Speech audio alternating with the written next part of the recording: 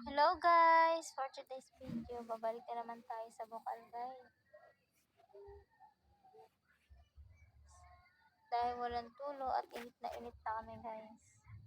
Hindi na makatiis sa sobrang init kaya doon na kami maliligo guys sa bukal.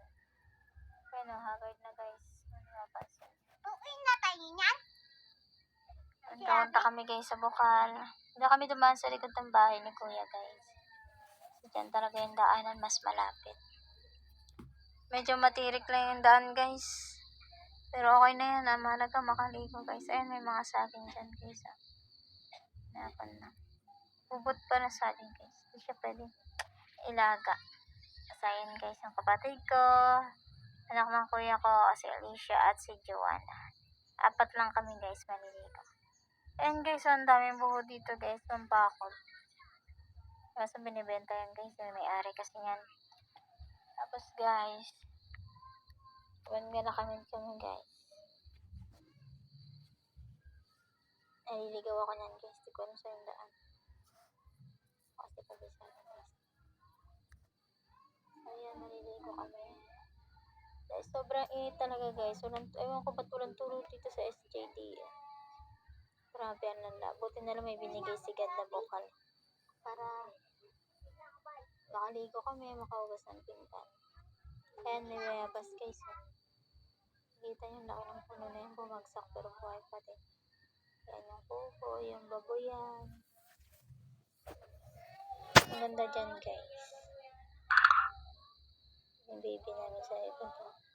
Sumama pa kahit baseball din guys. Ayan guys, yan lahat yan. Sa akin yan lahat guys. Joke lang. Nangarap na naman guys ang atin nyo. So ayan guys. Ayan yung bubo guys. Ayan yung mga saging. Paramihan talagang tanim dito guys, saging. Tapos yung buho. Ano ganun guys. Kaya maraming saging dito sa amin guys. Magbibili kayo, pwede kayong bumili. Fresh yan guys. Baling pa sa puno. Guys, bababa na kami guys. Malapit na yun. So, share ko lang guys. Naligo na ako kahit kagagaling ko lang kahapon sa hospital. Feeling ko kasi inilan ako, tapos iba yung pawis ko guys. Parang amig. Ewan. Malagkit siya. Dinasa ko na yung pinagtusukan ng karayom sa akin kahapon. Kasi nilagyan ako ng hemlock guys. Sumutok ko yung isa kong ugat kaya namaga. Yan guys. Nakita ko guys. Nakikita nyo dyan. Ayun ang kapatid ko. May sakit din yan guys. Masakit din ang kanyang stomach. Nakain kasi kami guys na ulam. Tapos hindi pala parang hindi namin alam kung bago ba yun. Kasi binigay lang ng followers ko sa TikTok. Natin yan dito. So yun lang guys. Ang ano lang. Dapat pala talaga mga kinakain natin. Dapat pili lang. Para iwas sa disgrasya. Ayun guys, malapit na kami guys. Ayun, tuntuan na ako guys. Nakikita ko na yung tubig na malamig. Ayun, pababa na kami. Tsagaan lang dito guys. Bawal to sa maarte. Ako kasi gusto ko maligo. Kahit na masama yung pakiramdam ko. Para mabawasan man na yung init sa katawan guys.